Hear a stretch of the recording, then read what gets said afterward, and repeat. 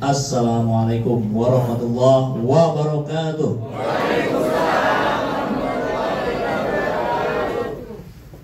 Bapak Ibu semua, apa kabar? Alhamdulillah. Senang sekali ya, ini luar biasa penuh semangat. Ini menggelora dan mudah-mudahan terjaga terus sampai 14 Februari 2024. Ya, Bapak Ibu, tadi pagi saya sarapan sama Abah Buhori di pasar apa tadi, Bang? Nah, iya, itu Abah menyampaikan ke saya permohonan maafnya karena hanya bisa menyediakan untuk acara ini di sini, di hotel ini. Saya tolak permintaan maafnya, Pak. Saya tidak terima. Kenapa? Karena ini buat saya ini terlalu mewah. Saya dengan Pak Ajis mendeklarasikan komandan 2 tahun yang lalu itu di tengah-tengah pasar di Kota Bandung. Jadi nanti kalau sempat ditayangkan videonya, kita tayangkan. Itu kita deklarasi bikin meja seadanya, nggak sebagus ini ya. Di kiri kanan kios, belakang tempat warung nasi sederhana gitu. Dan kenapa? Karena itu menunjukkan bahwa relawan ini datang dari bawah. Kami ini rakyat jelata gitu. Kami ini bukan orang-orang yang punya uang banyak, punya jabatan besar, tapi kami ingin berkontribusi untuk pemenangan Anies Baswedan. Bicara tentang perubahan yang diusung oleh Bapak Anies Rashid Baswedan, ini sesuatu yang sebetulnya saya ingin tanya dulu nih kepada Bapak dan Ibu. Bapak Ibu siapkah memperjuangkan perubahan? Siap. Perubahan itu ada yang bilang, seorang Menko, ya, jangan bicara perubahan, Capres 2024 jangan bicara perubahan. Padahal perubahan adalah sebuah keniscayaan. Mau atau tidak mau kita akan berubah. Kan yang terpenting justru adalah bagaimana kita menyikapi perubahan itu sendiri. Paradigma berpikir kita ketika menyebut obat mah itu proma. Ketika ada di kepala kita gambar pemandangan ya 2 buah gunung tadi. Nah ini saatnya perubahan. Kita harus merubah mulai dari pikiran kita sendiri, Bapak dan Ibu. Kita nggak bisa bicara, ayo Pak Anies bicara perubahan. Kemudian ketika kita dihadapkan pada perubahan, kitanya nggak siap. Jadi kita harus mulai perubahan itu dari diri kita sendiri. Komandan punya kemampuan di udara, di YouTube, maksimalkan. Kita punya produk buku, ya. Produk buku ini kita tebar kemana-mana. Ini buku ini, Bapak Ibu, kalau buku tentang Anies yang tebal itu banyak. Saya dikasih banyak dan nggak ada satupun yang saya baca. Ya kita realistis saja, literasi pembaca kita ini lemah. Artinya apa yang harus dilakukan? Kita buat seperti komik gitu. Kita penuhi dengan gambar-gambar.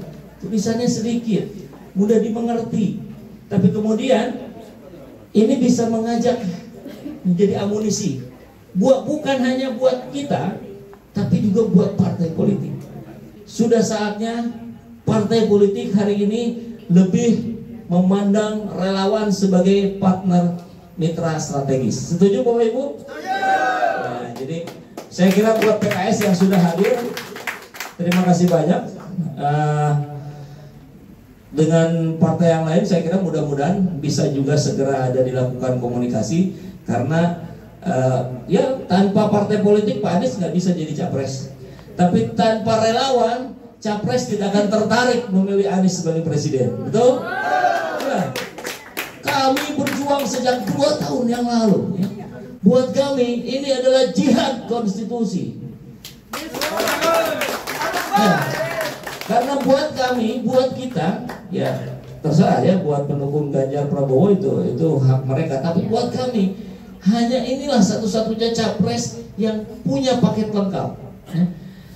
Keimanannya, ya, ketaatan beribadahnya, kecerdasannya, prestasinya, keluarganya, sejarahnya, ya, cucu dari pahlawan, sudah nggak ada lagi gitu. Jadi kalau masih ada yang memilih Ganjar, kalau masih ada yang memilih Prabowo, maka itu dipertanyakan rasionalitasnya, kan begitu.